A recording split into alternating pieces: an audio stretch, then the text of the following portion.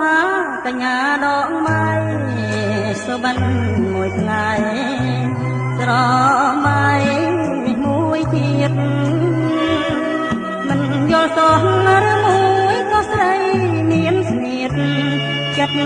ចង់ជួបទៀតដើម្បីឲ្យអស់ចិនតា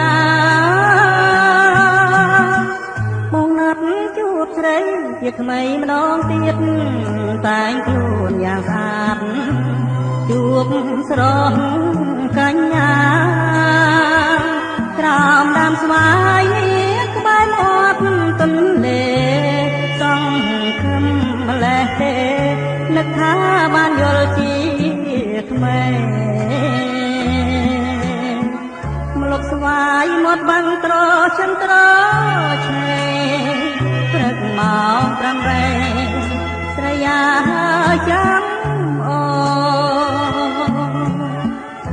អង្គុយតែតែស្រណោះខ្លួន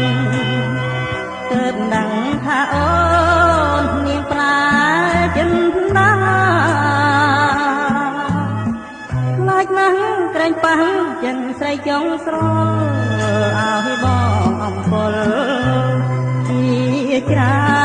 នមកខាខំរកដែរតែរកនៅមិនបានឡើយអូយចិត្តតកអើយលេចឡើយអ្នកសំណាម្លេះ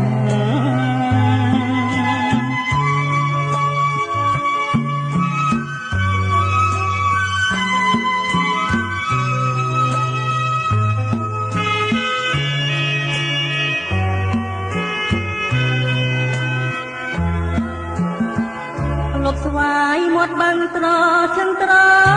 ឆ្នេរប្រឹងម៉ោង8ស្រីអើយចាំអូអង្គុយតែតែស្រណោះខ្លួនទើបដឹងថាអូនមានប្រាចិនណាខ្លាចណាស់ក្រែងប៉ះចិនស្រីចង់ស្រលឲ្យបងអំពល